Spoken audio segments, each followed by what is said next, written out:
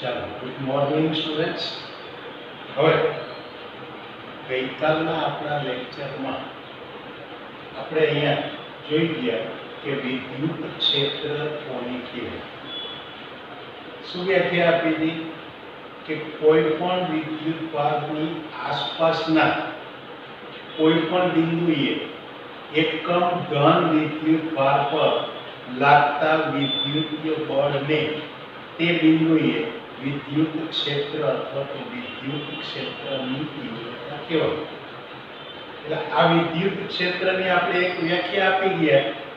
ચલો એના પરથી તમે વિદ્યુત ક્ષેત્ર માટે બીજી એક વસ્તુ જોઈ ગયા કે બિંદુવત વિદ્યુત ભાર હોય તો એ વિદ્યુત ભારનું વિદ્યુત ક્ષેત્ર કેવી રીતે શોધી શકાય. અને એના માટે આપણે જોઈ ગયા કે કોઈ q જેટલો વિદ્યુત ભાર હોય બિંદુવત વિદ્યુત ભાર તો એનાથી r અંતરે વિદ્યુત ક્ષેત્રની જે તીવ્રતા અથવા વિદ્યુત ક્ષેત્ર મળે એનું સૂત્ર શું હતું કે E બરાબર kq/r². આપણે વિદ્યુત ક્ષેત્રનું સૂત્ર મળતું. ચલો આના પરથી હું વિદ્યુત ક્ષેત્રના એકમો શોધી શકું તો આ E ના એકમ લઈએ. ચલો બળ એટલે શું છે? ન્યૂટન. અને વિદ્યુત ભારનો એકમ શું છે? કુલમ. એટલે કે ન્યૂટન પ્રતિ કુલમ. આ એનો એક એકમ મળે. આ ન્યૂટન પ્રતિ કુલમ એટલે વિદ્યુત ક્ષેત્ર અથવા તો વિદ્યુત ક્ષેત્રની તીવ્રતાનો એકમ કહેવાય.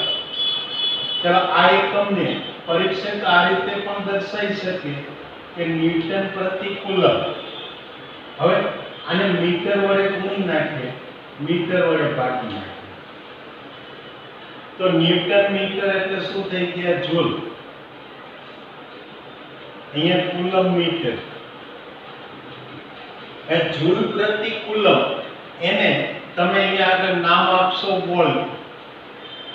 એટલે આ વોલ્ટ પ્રતિ મીટર આ પણ આપણને વિદ્યુત ક્ષેત્રની તીવ્રતાનો બીજો એક એકમ મળે. એટલે સામાન્ય રીતે વિદ્યુત ક્ષેત્રના ટોપિકમાં આપણે વિદ્યુતીય તીવ્રતાનો એકમ વોલ્ટ પ્રતિ મીટર એટલે કે વોલ્ટ મીટર (-1) લઈએ છીએ. ચલો આ રીતે આના પારિમાણિક સૂત્ર જોઈતા હોય તો એના પરિમાણ શોધીએ. ચલો એ પરિમાણ માટે અહીંયા બળના પરિમાણ એના છેદમાં વિદ્યુત ભારના પરિમાણ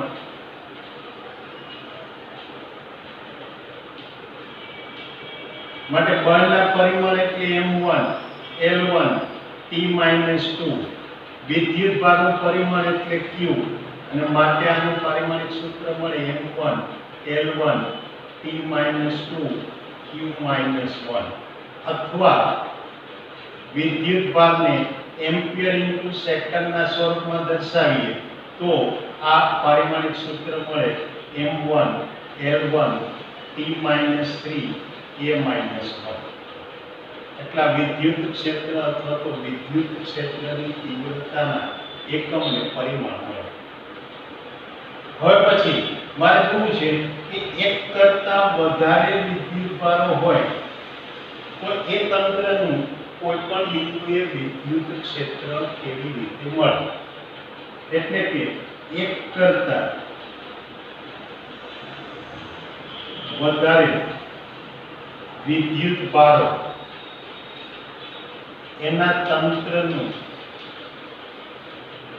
વિદ્યુત ક્ષેત્ર કેવી રીતે શોધી શકાય એ વાત કરીએ. ચલે કરવા માટે આપણી પાસે કોઈ વિદ્યુત ભારોનું તંત્ર x અક્ષ y અક્ષ આપણું z અક્ષ. અહીં આગળ આપણી પાસે આ વિદ્યુત ભારો ધારો કે આ એક q1 આ q2 q3 q4 વગેરે. ચલો આ દરેકના અહીંયા આપણે એના પહેલા સ્થાન સદિશો લઈ શકીએ. પહેલાનો સ્થાન સદિશ એટલે r1 બીજાનો સામસદિશ લો તો r2, ત્રીજાનો સામસદિશ લો તો r3, ચોથાનો સામસદિશ લો તો r4. તમારો કે આ તંત્ર વડે આ કોઈ p બિંદુએ વિદ્યુત ક્ષેત્ર મારે શોધવું છે, તો શું કહી શકું કે આ તંત્ર વડે પહેલા તો આ દરેક વિદ્યુત ભારને કારણે વ્યક્તિગત રીતે મળતા વિદ્યુત ક્ષેત્રો શોધો. મિત્રો યાદ રાખો, વિદ્યુત ક્ષેત્ર એટલે એક પ્રકારનું વિદ્યુતીય બળ જ છે, પણ એ કોના પર લાગતું બળ છે? એકમ ધન વિદ્યુત ભાર પર. એટલે જે રીતે કુલમ્બના નિયમ પરથી જે વિદ્યુતીય બળ આપણે શોધતા હતા અને એના પરથી એક કરતા વધારે વિદ્યુત ભારોના તંત્ર વડે લાગતા વિદ્યુતીય બળ માટે જે રીતે આપણે સંપાતપણના સિદ્ધાંતનો ઉપયોગ કરતા હતા કે કોઈ પણ વિદ્યુત ભાર પર એક કરતા વધુ વિદ્યુત ભારો વડે વિદ્યુતીય બળો લાગતા હોય તો એના પર લાગતું પરિણામી વિદ્યુતીય બળ એટલે દરેક વિદ્યુત ભાર વડે વ્યક્તિગત રીતે લાગતા વિદ્યુતીય બળોના સદિશ સરવાળા જેટલું હોય. બસ આ જ કન્સેપ્ટ, આ જ વસ્તુ વિદ્યુત ક્ષેત્ર માટે વિચારવાનું છે. માત્ર આ p બિંદુ પર આપણે કોઈ પણ q વિદ્યુત ભારના બદલે શું લેવાનું છે? એકમ ધન વિદ્યુત ભાર. અને એકમ ધન વિદ્યુત ભાર લો એટલે આ q1 વડે લાગતું બળ શોધો, q2 વડે લાગતું બળ શોધો, q3 વડે, q4 વડે, આમ દરેક વડે લાગતા બળ શોધી લો અને એ બધા બળોનું પરિણામી તમે લઈ લો, સદિશ સરવાળો લઈ લો એટલે આ વિદ્યુત ક્ષેત્રની તીવ્રતા મળે. તો જુઓ કે હું અહીંયા આમ કહી શકું કે આ q1 વડે p પર મળતું વિદ્યુત ક્ષેત્ર, ચાલે વિદ્યુત ક્ષેત્રને હું E1 કહું તો E1 નું મૂલ્ય એમાં કેટલું મળે તો કે k q1 upon r1 square, જ્યાં r1 એટલે q1 અને p વચ્ચેનું અંતર. અને સદિશ સ્વરૂપે લો તો આ સદિશ એટલે આ r1 ની દિશાનો એકમ સદિશ. ચાલો આ જ રીતે આપણે q2 વડે જોઈએ p પર મળતું વિદ્યુતીય બળ એને E2 કહીએ તો શું લખી શકાય? k q2 upon r2 square into r2k. આવી રીતે તો તમે n વિદ્યુત ભારો લીધા હોય તો આ qn એના વડે લાગતું બળ શોધો, એટલે કે એના વડે વળતું વિદ્યુત ક્ષેત્ર શોધો. ચાલો એ ક્ષેત્રને આપણે En કહીએ તો આ En બરાબર શું લખી શકાય? k qn upon rn નો સ્ક્વેર into rnk. અને માટે આપણે કહી શકીએ કે p બિંદુએ પરિણામી વિદ્યુત ક્ષેત્ર જો મારે શોધવું હોય તો હું આમ લખી શકું કે E બરાબર E1 plus E2 plus E3. એટલે આવા જેટલા n વિદ્યુત ભારો હોય તે બધાને કારણે મળતા વિદ્યુત ક્ષેત્રોનો સદિશ સરવાળો થાય. આનો અર્થ એ કે માટે આપણે કહી શકશું કે E બરાબર પહેલામાં k q1 upon r1 square into r1 cap, બીજામાં k q2 upon r2 square into r2 cap. આવી રીતે n માં વિદ્યુત ભાર સુધી પહોંચીએ તો k qn upon rn square into rn cap. હવે આને જો સાદું ગણિતની ભાષામાં સૂત્ર લખવું હોય તો શું લખી શકાય? E બરાબર sigma k ui upon ri square into ri cap. જ્યાં I ની કિંમત 1 થી n સુધી ગમે તે જાય. એટલે આ એક કરતા વધારે વિદ્યુતભારોને કારણે મળતા વિદ્યુત ક્ષેત્ર માટેનું સૂત્ર મળે. એટલે આવા સૂત્ર વડે તમારી પાસે એક કરતા વધુ વિદ્યુતભારો હોય તો એનું વિદ્યુત ક્ષેત્ર તમે શોધી શકો. જો ફરીથી જોઈએ શું કહ્યું આપણે કે વિદ્યુત ક્ષેત્ર એક કરતા વધારે વિદ્યુતભારો વડે રચાતું હોય તો પહેલા તો આવા જુદા જુદા બધા વિદ્યુતભારોનું તંત્ર લીધું, જેમાં મેં માત્ર અહીંયા 4 જ વિદ્યુતભાર બતાવ્યા છે. તો આવા n સુધીના ગમે તેટલા લઈ શકાય. હવે તમારે શું કરવાનું કે આપેલા બિંદુ પાસે દરેકને કારણે મળતા આવા વિદ્યુત ક્ષેત્રની કિંમતો શોધી કાઢો. અને એ કિંમત શોધવા માટે પેલા બિંદુવત વિદ્યુતભાર વડે મળતા વિદ્યુત ક્ષેત્રના સૂત્રનો ઉપયોગ કરવાનો. એ કરી અને આવું વ્યક્તિગત વિદ્યુત ક્ષેત્ર શોધી લીધા. હવે વિદ્યુત ક્ષેત્ર એ પણ એક પ્રકારનું વિદ્યુતીય બળ જ છે, માત્ર એકમ ધન વિદ્યુતભાર ઉપર લાગતું બળ છે. એટલે એ બળ માટે આ સંપાતપણાના સિદ્ધાંતનો ઉપયોગ કરો અને પરિણામે કહી શકાય કે આ કોઈ પણ બિંદુએ વિદ્યુત ક્ષેત્રની કિંમત લેવા દઈએ તો વિદ્યુત ક્ષેત્ર કેટલું મળે? E બરાબર sigma KQi RI² × RI cap, જ્યાં I ની કિંમત 1 થી n સુધી કોઈ પણ હોઈ શકે. એટલે આ વિદ્યુત ક્ષેત્ર અને વિદ્યુત ક્ષેત્રની તીવ્રતા કહી શકાય. ચાલો હવે જોઈએ કે વિદ્યુત ક્ષેત્ર રેખા કોને કહેવાય.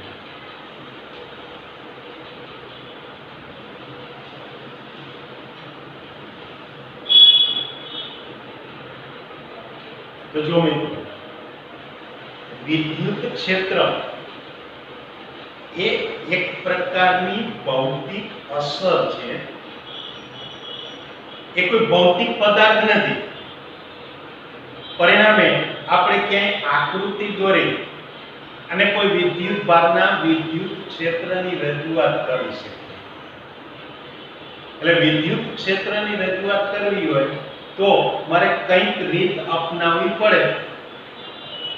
અને એ રીત અપનાવવા માટે આપણે શું કરીશું કે આ આપેલા વિદ્યુત ક્ષેત્રમાં ધન વિદ્યુતભારને મૂકીશું. પરીક્ષણ ધન વિદ્યુતભારને મૂકીશું અને પરીક્ષણ ધન વિદ્યુતભાર જે માર્ગે ગતિ કરે એ માર્ગને દર્શાવતી જે રેખા મળે એ રેખાને વિદ્યુત ક્ષેત્ર રેખા કહેવાય. એટલે કોઈ પણ વિદ્યુતભારની આસપાસ આવી રીતે વિદ્યુત ક્ષેત્ર રેખાઓ દોરીએ તો એ રેખાઓ કેટલી આસપાસ મળે છે અથવા કેટલી દૂર મળે છે એના પરથી એ વિસ્તારમાં એ વિદ્યુત ક્ષેત્ર એ કેટલું પ્રબળ છે કે કેટલું નિર્બળ છે એ માહિતી મેળવી શકાય. એટલે આ રીતે વિદ્યુત ક્ષેત્રની હાજરી ચકાસી શકતા હતા. તેને આપણે ક્યાંય આકૃતિ દોરીને દર્શાવી શકતા નહોતા. એ દર્શાવવા માટે આપણે આ વિદ્યુત ક્ષેત્ર રેખાની સંકલ્પના એટલે કે એના કન્સેપ્ટને સ્વીકાર કર્યો. અને વિદ્યુત ક્ષેત્ર રેખા એટલે શું છે કે વિદ્યુત ક્ષેત્રમાં એકમ ધન વિદ્યુતભાર પર લાગતા વિદ્યુતીય બળને કારણે એનો ગતિપથ દર્શાવતી જે રેખા કે વક્ર મળે એને વિદ્યુત ક્ષેત્ર રેખા કહેવાય. એટલે કે અહીંયા આની જો વ્યાખ્યા જોઉં તો શું કહેવાય કે વિદ્યુત ક્ષેત્રમાં એકમ ધન વિદ્યુતભાર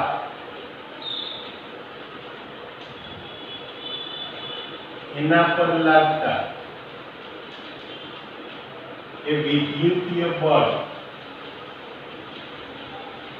એની અસર નીચે તેનો ગતિપથ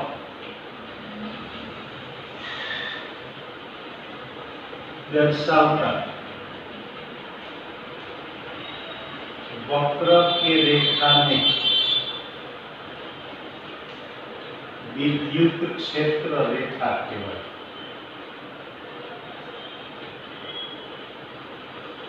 આ વિદ્યુત ક્ષેત્ર રેખાની વાત છે. માની લો કે મારી પાસે આ કોઈ એક q જેટલો ધન વિદ્યુતભાર છે, આની મારે ક્ષેત્ર રેખા દોરવી છે, તો પહેલા હું આ કોઈ એક બિંદુ p પર અહીંયા એકમ ધન વિદ્યુતભાર મૂકું, એના પર લાગતું બળ અહીંયા આગળ શોધું, એ બળને કારણે એ વિદ્યુતભાર ગતિ કરે, તો અહીંયા જુઓ કે આ વિદ્યુતભાર જે ગતિ કરશે એ અપાકર્ષણ બળને કારણે ક્યાં જશે? q થી દૂર. એટલે આના ગતિ પર જોઈશું તો આ રીતે q થી દૂર જતો રહે, એટલે આમ દૂર જતી રેખા મળે, એટલે એ એની વિદ્યુત ક્ષેત્ર રેખા મળે. હવે અહીંયા જ્યારે આ વિદ્યુત ક્ષેત્રની ચિત્રાત્મક રજૂઆત કરવી હોય તો આવી કોઈ સળંગ રેખા આપણે દોરતા નથી, કારણ કે સળંગ રેખા દોરીએ તો ફરી પાછું આપણને ખ્યાલ રહેતો નથી કે ક્યાં બળ વધે છે ક્યાં ઘટે છે. પરિણામે આપણે જુદા જુદા વિદ્યુત ભારોના વિદ્યુત ક્ષેત્રની રેખાઓ એ દોરવા માટે કંઈક આપણને પેલા સદિશ દર્શાવતા તીર મૂકતા હોઈએ છીએ. એકમ ધન વિદ્યુત ભાર ઉપર લાગતા પેલા બળ માટેના તીર દર્શાવતા હોઈએ. જેમ વિદ્યુત ભારની નજીક હોય, સ્ત્રોત વિદ્યુત ભારની નજીક હોય, એમ બળ વધારે હોય એટલે વિદ્યુત ક્ષેત્ર રેખા દર્શાવતું તીર આપણે મોટું લઈ શકીએ, વધારે લંબાઈનું. દૂર જઈએ બળ ઘટતું જાય એમ પછી તીરની લંબાઈ ઘટાડતા જઈ શકીએ. પણ જ્યારે એક કરતા વધુ હોય તો આમાં આપણે આટલી વસ્તુ વિચારવાની. એક તો બિંદુઓ ધન વિદ્યુત ભાર હોય,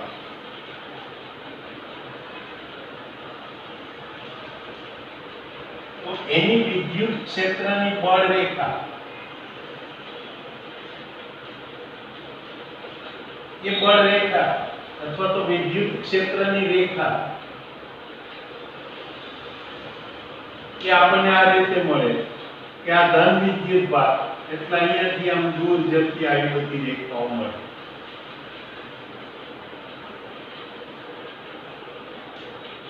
જો ઋણ વિદ્યુત ભાર વખતે અંદરની તરફ આવતી હોત, આના બદલે જો બે વિજાતીય વિદ્યુત ભાર હોય, બે બિંદુ પર વિજાતીય વિદ્યુત ભાર હોય, એટલે એક ધન છે બીજો ઋણ છે, તો અહીંયા આપણને ખબર છે કે એકમ ધન વિદ્યુત ભાર પર ધન વિદ્યુત ભાર વડે અપાકર્ષણ બળ લાગે, ઋણ વિદ્યુત ભાર વડે આકર્ષણ બળ લાગે, એટલે એ બળ રેખાઓ આ રીતે આમ ધનમાંથી નીકળે ઋણ તરફ જાય, એટલે આ રીતે આમ અહીંયા રેખાઓ જતી આમ આગળ જતા આ રેખાઓ આમ ફેલાતી જાય અને એ બધી પાછા ઋણ વિદ્યુત ભાર તરફ જાય.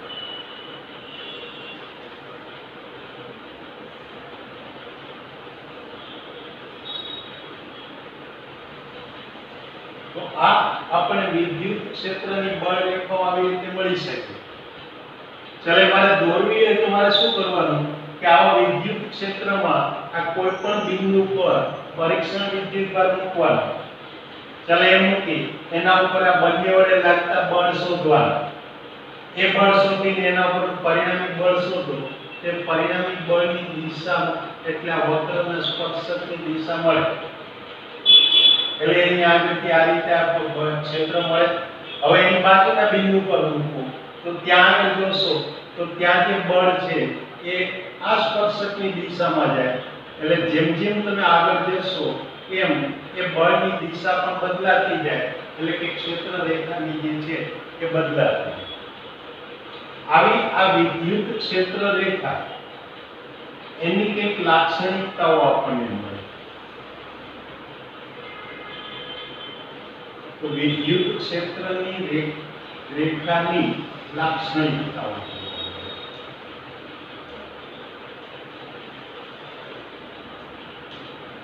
ચલો ફરીથી જુઓ વિદ્યાર્થીઓ, મેં તમને અગાઉ 11મા ધોરણમાં પણ કહ્યું હતું કે તમારે અમુક જે પેલી વસ્તુઓ છે, અમુક મુદ્દાઓ છે એ માત્ર એનો કન્સેપ્ટ યાદ રાખવાનો, અને કન્સેપ્ટ યાદ રાખશો તો એ જે મુદ્દાઓ છે એક કરતા વધારે ટોપિકમાં ઉપયોગી થશે. જેમ કે તમને પેલા વ્યસ્ત વર્ગના નિયમ અનુસાર લાગતા બળ માટે ન્યૂટનના ગુરુત્વાકર્ષણના નિયમ માટે તમે જોઈ ગયા કે એનો જે કન્સેપ્ટ હતો, જે સિદ્ધાંત હતો, એક સિદ્ધાંત આપણને કુલમ્બના નિયમ માટે મળતો. એટલે જે મુદ્દાઓ આપણે ન્યૂટનના ગુરુત્વાકર્ષણના નિયમ માટે લખતા હતા એ જ બધા મુદ્દાઓ કુલમ્બના નિયમ માટે પણ લખી શક્યા કે ભાઈ એ બળ જે છે એ વ્યસ્ત વર્ગના નિયમ અનુસાર લાગતા હોય છે. બંને બળો દળ અથવા તો વિદ્યુત ભારોના ગુણાકારના સમપ્રમાણમાં હોય, અંતરના વર્ગના બે સપ્રમાણમાં હોય. એ બળો ગુરુ અંતરીય બળો છે. આવા બધી વાતો આપણે ત્યાં કરી શકતા. એ જ રીતે બીજો આપણો મુદ્દો એટલે કે આવી જુદા જુદા ક્ષેત્રોની લાક્ષણિકતાઓ, એની ક્ષેત્ર રેખાઓની લાક્ષણિકતાઓ. તો આ જે લાક્ષણિકતા છે એ તમને મેં અગાઉ 11મા ધોરણમાં તરલ યંત્રશાસ્ત્રમાં જે રીતે પેલી ધારા રેખાઓની લાક્ષણિકતા ભણાવી હતી એ પ્રમાણે આ લાક્ષણિકતાઓમાં યોગ્ય ફેરફાર કરી અને વિદ્યુત ક્ષેત્ર રેખાની લાક્ષણિકતા આપી શકો. જો ધારા રેખાની અંદર આપણે શું કહ્યું હતું કે તરલ કણનું ગતિપથ દર્શાવતી રેખા એટલે ધારા રેખા છે. ચાલો અહીંયા પણ એ જ વસ્તુ થઈ કે અહીંયા તરલ કણના બદલે કોણ આવી ગયો તો કે એકમ ધન વિદ્યુતભાર, એટલે કે ક્ષેત્રમાં ધન વિદ્યુતભારનું ગતિપથ દર્શાવતી રેખા એ વિદ્યુત ક્ષેત્ર રેખા છે. હવે ત્યાં ધારા રેખામાં આપણે આવું જોયું હતું કે જે વિસ્તારમાં ધારા રેખાઓની ગીચતા વધારે હોય ત્યાં તરલનો વેગ વધુ હોય, ગીચતા ઓછી હોય ત્યાં વેગ ઓછો હોય. તે જ વસ્તુ અહીંયા આગળ પણ લાગુ પડે કે જે વિસ્તારમાં વિદ્યુત ક્ષેત્ર રેખાઓની ગીચતા વધારે હોય ત્યાં વિદ્યુત ક્ષેત્રની પ્રબળતા વધુ હોય અને ગીચતા ઓછી હોય ત્યાં પ્રબળતા ઓછી હોય. એટલે આની જે જુદી જુદી લાક્ષણિકતાઓ છે એમાંની પહેલી એક લાક્ષણિકતા આપણે કહી શકીએ કે વિદ્યુત ક્ષેત્ર રેખા એ ધન વિદ્યુત ભારથી નીકળે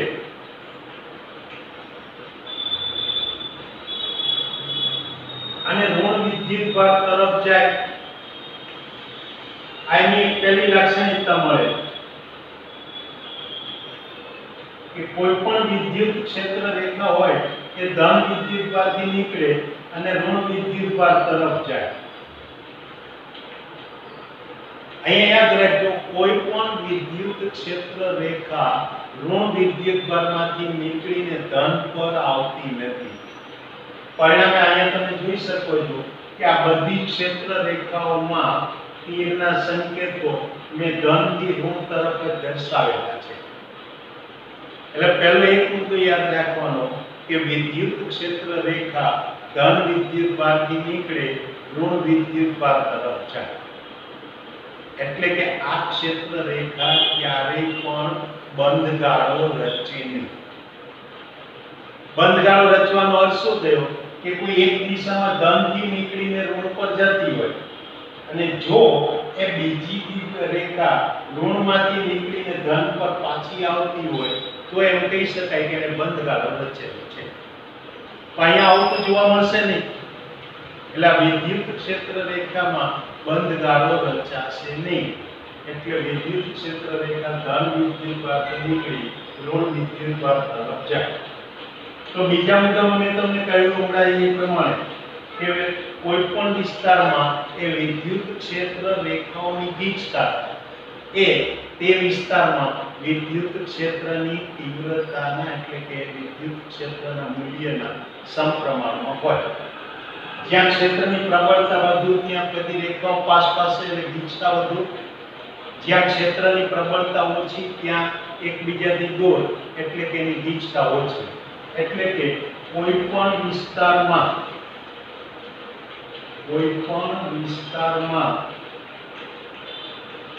એક ક્ષેત્ર રેખાઓની ગીચતા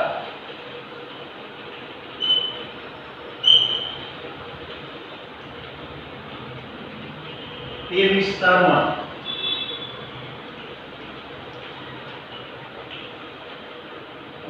ક્ષેત્રની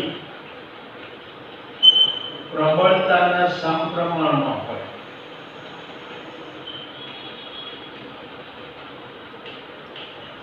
એટલે કે જો ક્ષેત્ર વધારે પ્રબળ હોય તો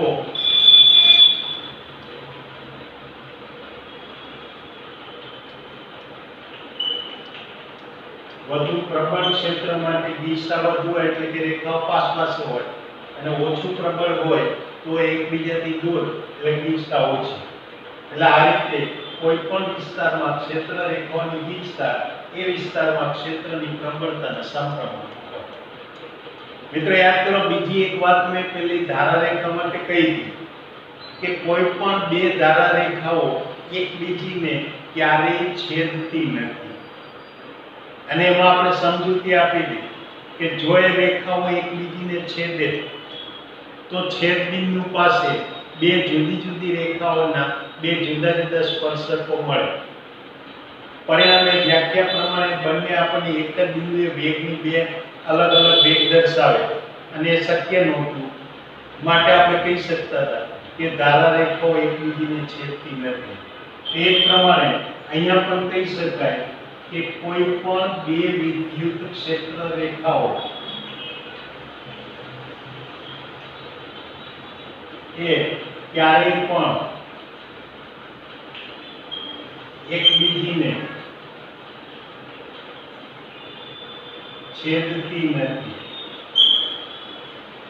કારણ કે જો છેદે તો છેદ બિંદુ પાસે એ રેખાને દોરેલો સ્પર્શક એ ત્યાં વિદ્યુત ક્ષેત્ર દર્શાવે અને એક જ બિંદુ એક કરતા વધુ વિદ્યુત ક્ષેત્રો મળે એ શક્ય નથી. એટલે કે આના પરથી આપણે કહી શકીએ કે ક્ષેત્ર રેખાને કોઈ પણ બિંદુએ દોરેલો સ્પર્શક એ બિંદુએ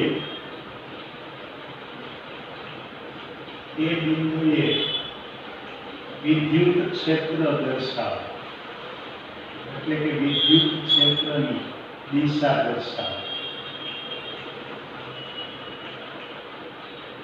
એટલે મારે કોઈ પણ બિંદુ પાસે વિદ્યુત ક્ષેત્રની દિશા જાણવી હોય તો એ બિંદુ પાસે વિદ્યુત ક્ષેત્ર રેખાને સ્પર્શક દોરવાનો અને સ્પર્શક જે દિશામાં આવે એ ક્ષેત્ર રેખાની દિશા દર્શાવે. ઉપરાંત એક વધારાની વાત કે અહીંયા વિદ્યુત ક્ષેત્રો એ કાં તો સમાન હોઈ શકે અથવા તો અસમાન હોઈ શકે. જો સમાન વિદ્યુત ક્ષેત્ર હોય તો એની ક્ષેત્ર રેખાઓની ગીચતા પણ આપણને દરેક જગ્યાએ સરખી મળે અને ગીચતા સરખી હોય એનો અર્થ એ કે એ બધી ક્ષેત્ર રેખાઓ એ પરસ્પર સમાંતર અને સમાન અંતરે આવેલી હોય. માટે હું શું કહી શકું કે સમાન વિદ્યુત ક્ષેત્રની ક્ષેત્ર રેખાઓ પરસ્પર સમાંતર અને સમાન અંતરે આવેલી હોય એટલે આમને એની વધારાની લાક્ષણિકતા મળે કે સમાન વિદ્યુત ક્ષેત્રની ક્ષેત્ર રેખાઓ એ પરસ્પર સમાંતર અને સમાન અંતરે